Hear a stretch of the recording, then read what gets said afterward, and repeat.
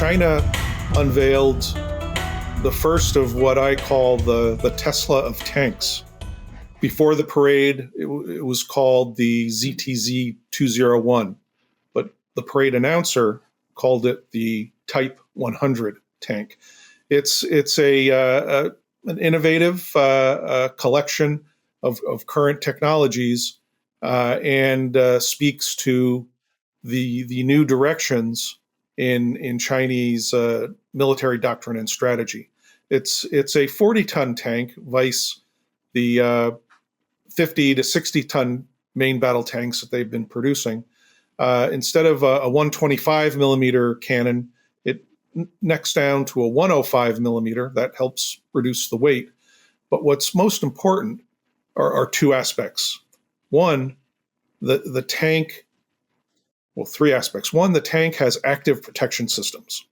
So at least against anything traveling slower than an artillery shell or a tank shell, the active protection systems can take out anti-tank missiles, shoulder-launched missiles, and such. All great threats to armored vehicles. Secondly, the tank is suffused with information systems. I mean, you could basically take control of this tank from a control center on the other side of the earth. It'll be linked by satellites to any multiple levels of command, to include its new smaller 3-person crew. It's the first Chinese tank to have an unmanned turret, meaning everything is loaded automatically in the turret. And then finally, it employs a hybrid diesel electric power system. This enables the tank to be much quieter, and there are all kinds of videos on X of this tank rolling by, and then its predecessor, the T-99, rolling by. What this means is that in an urban combat section, like the invasion of Taipei, this tank will be harder to detect. It'll get closer to you before you get to see it. And because of all of its advanced electronic and optical systems, even if you're hanging out in a window 20 stories above the ground, it'll have software that can find you. It'll see your gun and take you out before you get a chance to fire down at the tank. It's an amazing system, and there's also shall we say, a fire support version of this that will probably be targeting more of the man-operated anti-tank systems versus the armor systems. That'll be the main focus of the main battle tank. But that's just one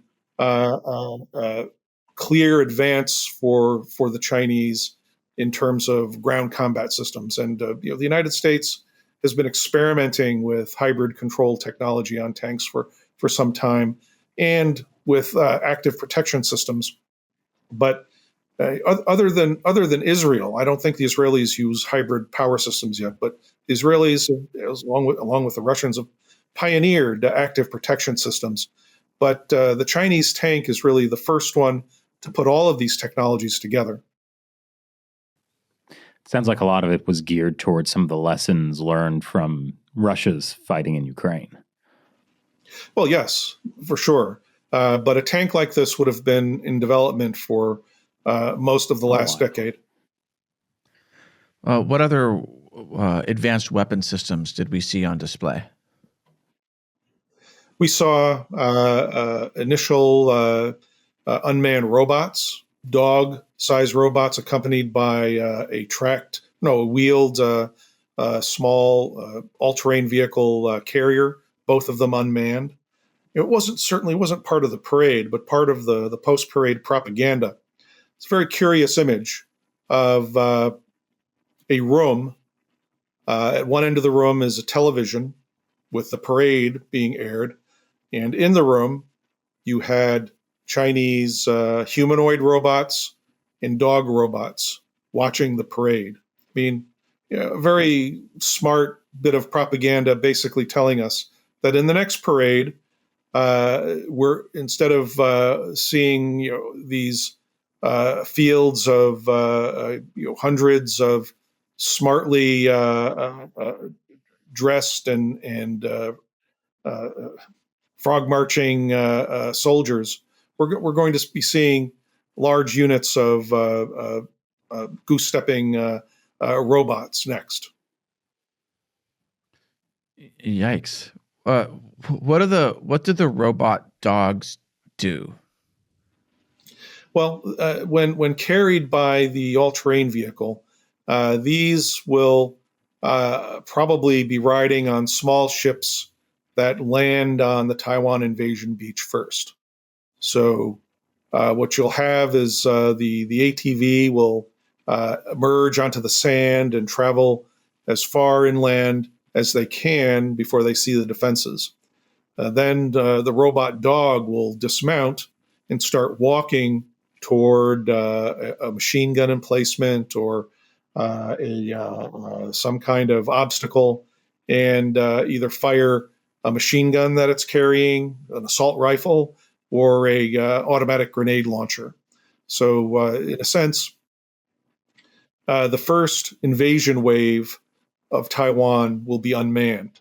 It will be these ATVs plus their armed robot dogs, not only reconnoitering and telling the forces on the invasion ships where the obstacles, where they need to go to avoid resistance, or where they need to attack first to eliminate resistance.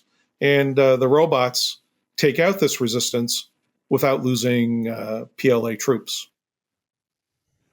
Wow, this is new to me, this strategy. And it's not just going to be robot dogs and their carriers. The Chinese are working on unmanned tanks. They had an unmanned tank previewed in the pre-parade practice sessions, but they did not include it in the parade. I think there were a couple of weapons that didn't make it into the actual parade. There was a one CCA that they decided not to put in the parade, and this wheeled sort of small robot tank was also not displayed in the parade. So there are a lot of impressive weapons on display. Was there anything that you would analyze should have been there but wasn't, or some kind of military gap? Well, we know that they're working on a B-2 class stealth bomber, flying wing stealth bomber. That certainly wasn't included in the flyover. The sixth generation fighters, the at least 3 that are in development, also did not join the aerial display. Perhaps the next parade they will. And then space systems, space combat systems. Perhaps in the next parade they'll put those on wheeled platforms like they do the robot dogs and display those. But that's an area of emerging combat capability that they probably did not want to put into the parade to allow us to measure their space combat capabilities and rapidly devise countermeasures. That was just one clip from our hour-long podcast. I invite you to watch the whole thing at our community platform, ChinaUncensored.tv. We rely on your support to keep making this podcast, so join us and you'll get all the full-length podcasts, audio downloads, exclusive live streams, and lots more stuff. So go to ChinaUncensored.tv and subscribe. I'll see you there.